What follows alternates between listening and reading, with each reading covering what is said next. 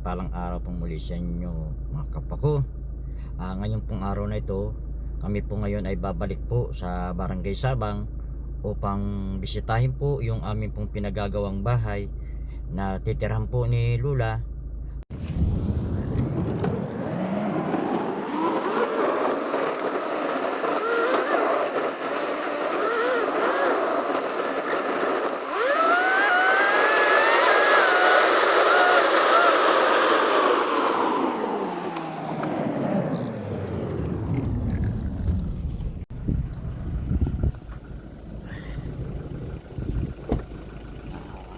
Magandang tanghali po sa inyong lahat mga kapwa ko. Ngayon po andito pong muli kami kay Nanay Teresita sa kanya pong ginagawa namin na bahay. Nagdala po ulit na naman po kami ngayon ng materyales at kinulang po tayo ng materyales sa pagpapagawa po ng bahay nila. Ngayon po ay tayo po ngayon ay pupunta din po sa pinapagawa natin na munting kubo ni Nanay para po sa titirahan nilang mag-ina. Alamin po natin ngayon kung ano na po yung sitwasyon po nung pinapagawa natin. Tayo po ngayon ay pupunta ngayon. Ito po mga kapwa ko ang munting tirahan ni Nanay na pinapagawa po natin. Yan po mga kapwa ko. Ayan po, ito po ang pansamantalang nagagawa na po ng bahay na pinagagawa natin. Yan po mga kapwa ko. Ayan po mga kapwa ko ha, ang munting tirahan na pinagagawa natin kay Nanay. Yan po mga kapwa ko, nakikita nyo po ha. Yan po, ito po mga kapwa ko yung tirahan na pinagtitirikan po nagpinagawa namin, na ito po ay galing po sa barangay na lupa na hinanap po para po matayuan namin ng bahay. Ito po ang binigay nilang lugar para po kay Nanay Teresita at sa kanyang anak na isa pong blind. Yan po mga kapwa ko, nakikita po ninyo, grabe po ang init sa lugar na to. Ito po ang mga kabahayan dito mga kapwa ko. Yan, dito po itinayo ang ginagawa po namin bahay na binigay po ng barangay na lugar. Yan po mga kapwa ko. Yan po. Punta po tayo kay Nanay Teresita. Atin po siyang bibisitahin mga kapwa ko.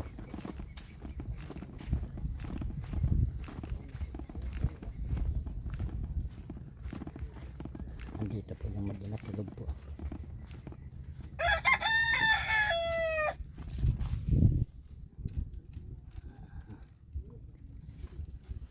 Tulog po ngayon sila Nanay. Ito po sila ngayon mga kapwa ko. Yan po, ito po ang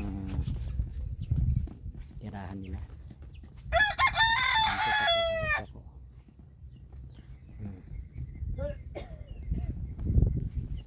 Ito po ang munting tirahan ni Nanay na tinitirahan. Kaya po papagawa po natin yung kanyang bahay.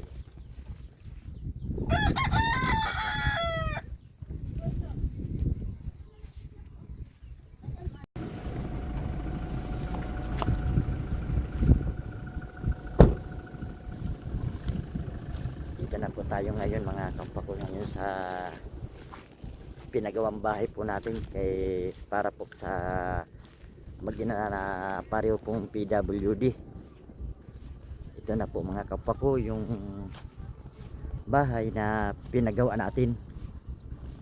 Medyo buo na po, kahit po ito ay isa pong ganito po ay maganda naman po ang kinalabasan ng pagpapagawa natin ng munting tahanan ni Nanay kaysa po doon sa dati po niyang tinitirhan na napaka hirap po.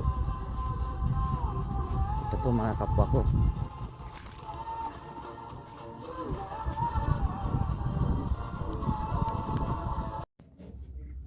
Ito po mga kapwa ko yung bahay ni nanay na ating po pinagawa. Medyo ayos-ayos na po. Yan po mga kapwa ko. Flooring na lang po ang kailangan natin. Yan po mga kapwa ko. Ito po yung kabuuan ng bahay ni nanay na ginawa. Ayan po mga kapwa ko.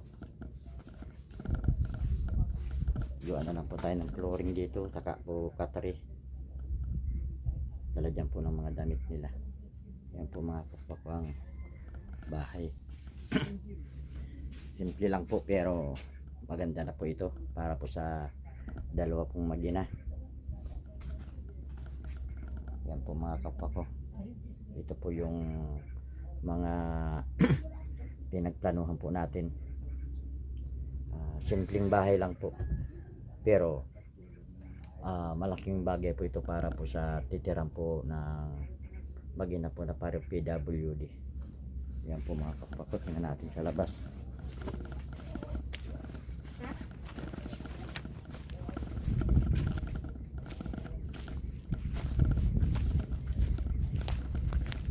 Po mga kapwa ko, ang kabuuan po ng bahay na inano natin, ginawa po nila. Yan po, medyo hindi pa po ito tapos, kaya po ang kailangan po natin dito mapuluringan na para po makalipat po yung sila Lola Teresita ang kanyang anak doon po sa kanilang tinitirhan na napakainit po. Dito po medyo po presko sa lugar na to kasi nakaharap po ito sa dagat po. Ayan po mga kapwa ko, nakikita po ninyo ito pong lugar na to. Ayan po mga kapwa ko, yan, medyo maganda po ang lugar. Mahangin po, hindi po tulad ng dati na bahay po nila, talaga pong napaka hirap ang sitwasyon nila. Yan po mga kapwa ko. Ngayon po mga kapwa ko, tayo po ngayon ay bibisita kay Lola Teresita. Puntahan po natin siya ngayon. Atin pong bisitahin yung mag-ina.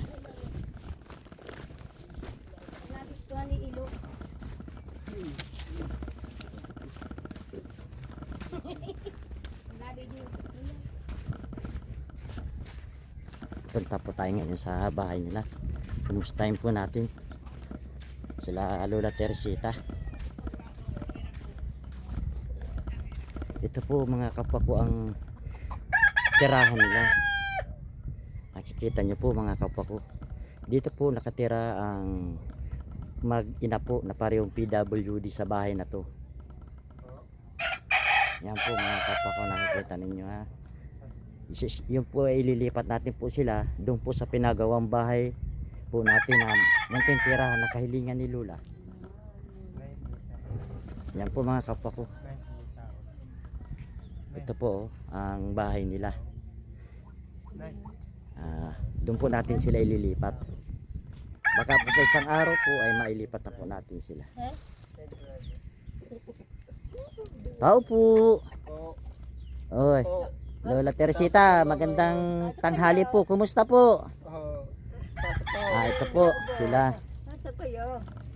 Oo. Sa aming bahay. Ito po ang munting tahanan ni ito po ang tahanan nila mga kapwa ko. Ayan po. Ayan po mga kapwa ko, at ngayon po ay sila Lola ay nagising pa lang. Hindi, napakainit. Napakainit po, Nay. Oo. Balak na sa kasaganan net pratan. Sira na yung double erase. Oo. Sira. Ngayon po ay tapos na din po yung bahay ninyo Lola na pinagawa natin po. So ano po, okay na po yung bahay na inano ko sa inyo, pinagawa.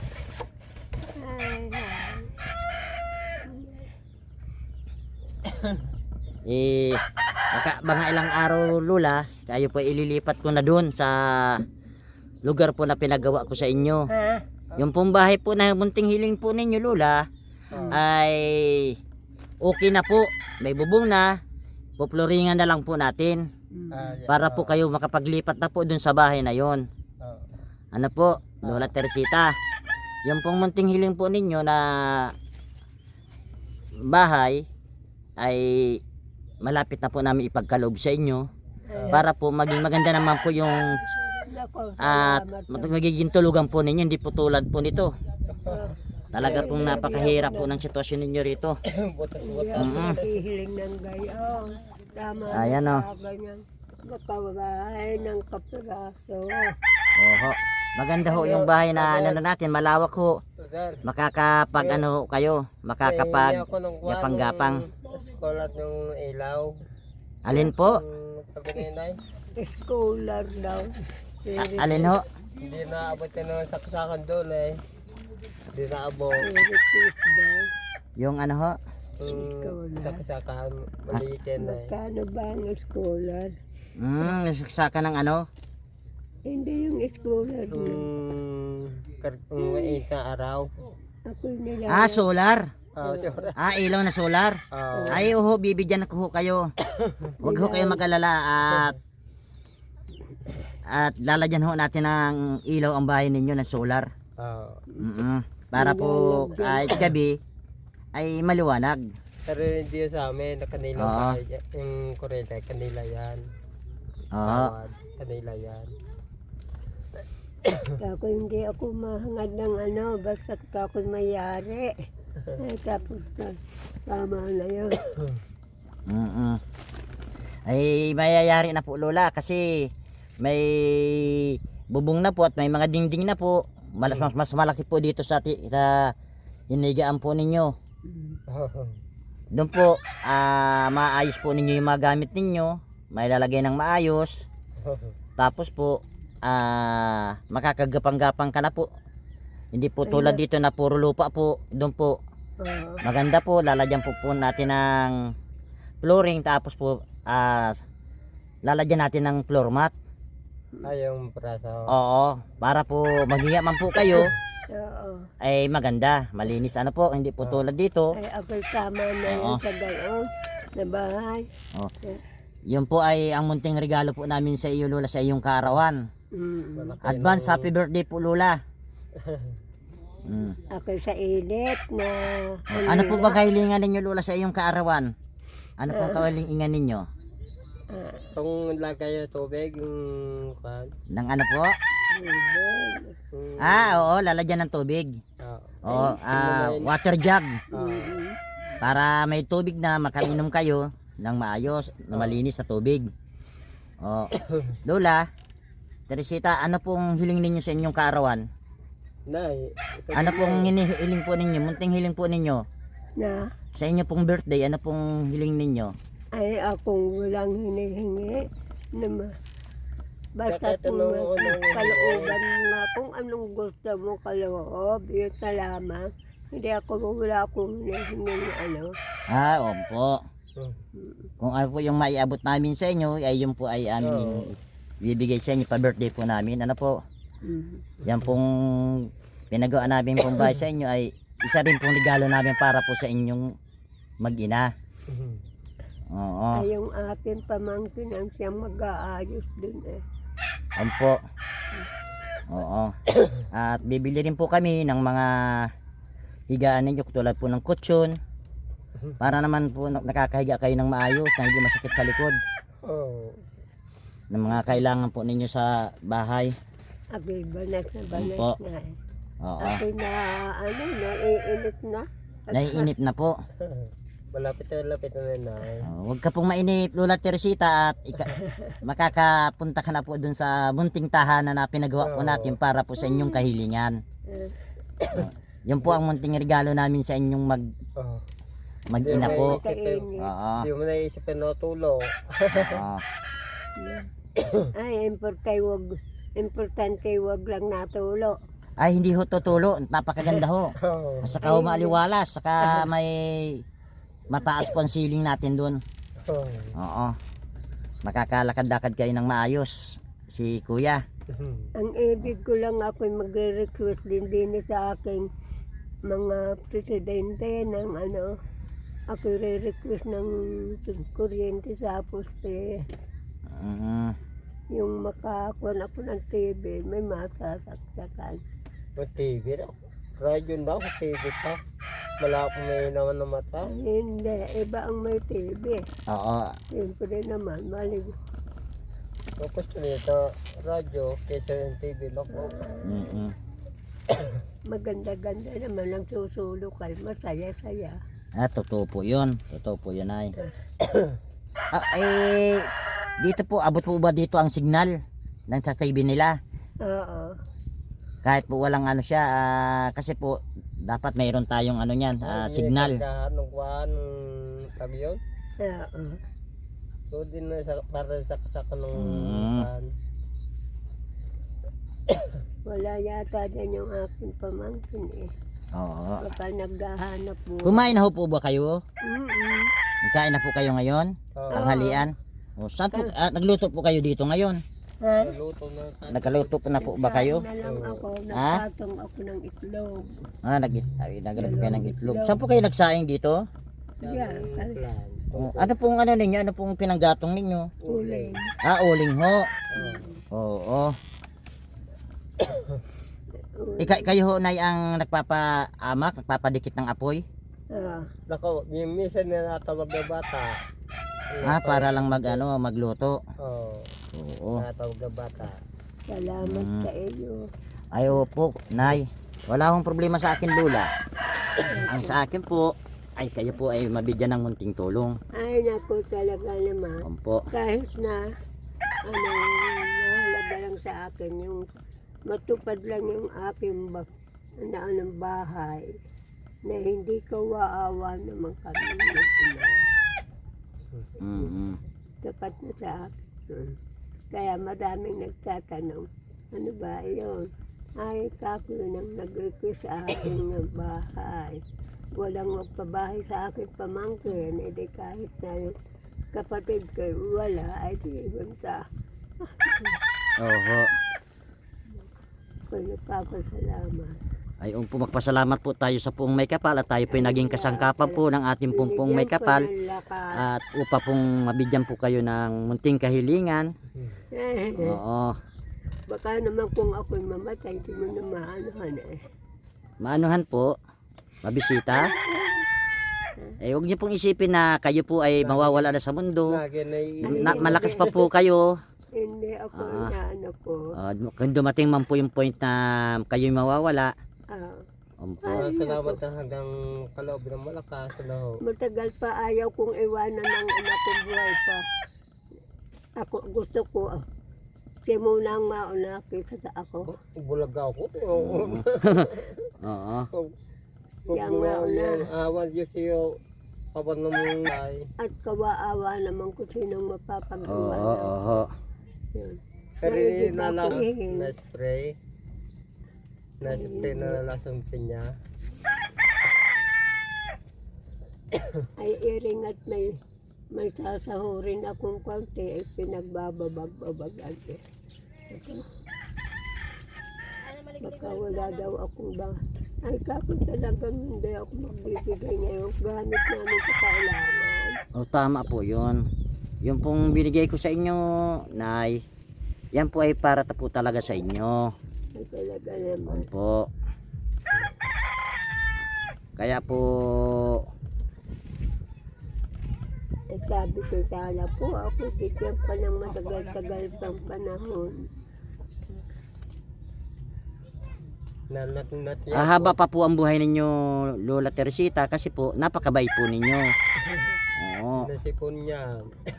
Ako'y inuubong maigi. Ay, inuubo po kayo. Ha? Inuubo. Oo. Ano po bang gamot na iniinom nyo? Ay wala akong iniinom kundi sa paracetamol. Paracetamol po. Ay, sa susunod po, Nay, pagpunta ko po, bibilang ko po kayong gamot sa ubo.